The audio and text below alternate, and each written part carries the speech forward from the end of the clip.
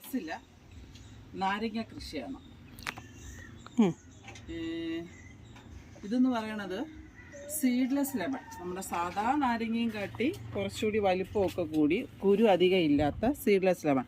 ഇതിൻ്റെ ഫസ്റ്റ് മൊട്ട് ഇതാ ഇവിടെ ഇങ്ങനെ കണ്ട, ഈ മൊട്ട് കണ്ട വരുന്ന രീതി. ഇപ്പം എല്ലാം വീണ്ടും മൊട്ട് ഇടാൻ സമയമായി തുടങ്ങി.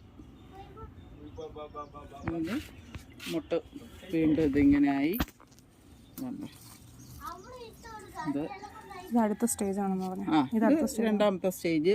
മൂന്നാമത്തെ സ്റ്റേജ് എന്ന് പറഞ്ഞാൽ കുറച്ചൊന്ന് വിരിഞ്ഞ് നിൽക്കുന്നത് ഇത് ഇത് കഴിഞ്ഞ് ഇതിൻ്റെ വിളഞ്ഞ കുറച്ചുകൂടി വലുത് വിളഞ്ഞ പരുവം കണ്ടോ, നല്ല വലിപ്പം കണ്ട അതിൻ്റെ. അത് ഓരോന്നിൻ്റെയും വലിപ്പം വ്യത്യസ്തമാണ്. നോക്ക്, ഇതൊരു സാധാ നാരങ്ങയുടെ അത്ര, ഇതിലായപ്പോൾ കുറച്ചുകൂടെ വലുത്, ഇത് അതിനെയും കാട്ടി വലുത്, ഇനി ഇതിനെയും കാട്ടി വലുതായിട്ടുള്ളതുണ്ട്. കാര്യം എന്ന് പറഞ്ഞാൽ ഓറഞ്ചിൻ്റെ അത്ര വലിപ്പത്തിൽ, ഓറഞ്ചിൻ്റെ വലിപ്പമുണ്ട്. അതെ നോക്ക്, ഇതേ കണ്ട ഈ ഒരു നാരങ്ങയുടെ വലിപ്പം.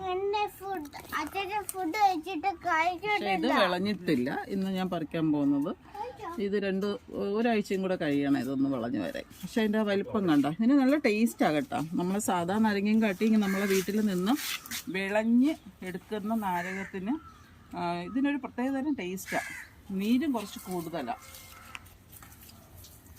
ഇന്ന് എൻ്റെ കൊച്ചുമായി എൻ്റെ നാരങ്ങ വിളവെടുക്കാൻ വന്നൊക്കെയാണ്. കട്ട് ചെയ്യാൻ അറിയാവോ? തണ്ട് കാണിച്ചു. ഈ തണ്ടിൽ കട്ട് ചെയ്ത് ഈ തണ്ടിൽ ഇതില് എടാ ശരിയോടുകൂടി വിട്ടല്ലോടാ അമ്മ. അതിന്റെ അപ്പുറത്തുള്ള അമ്മയും കൂടെ കൈ പിടി. അമ്മോനെ വിട്ട് പിടിച്ചോ, മക്കള് പിടിച്ചോ. ഇതിനകത്ത് ഇട്ടോ. എറിയല്ലേടാ. ഇനി ബാക്കിയും കൂടെ അച്ചപ്പ വെട്ടട്ടാ. ഇന്നൊരു 4-5 നാരങ്ങ വിളഞ്ഞത് നിൽപ്പുണ്ട്. ഹായ് പപ്പു. എല്ലാ എന്റെ കൂടെ വരണവൻ.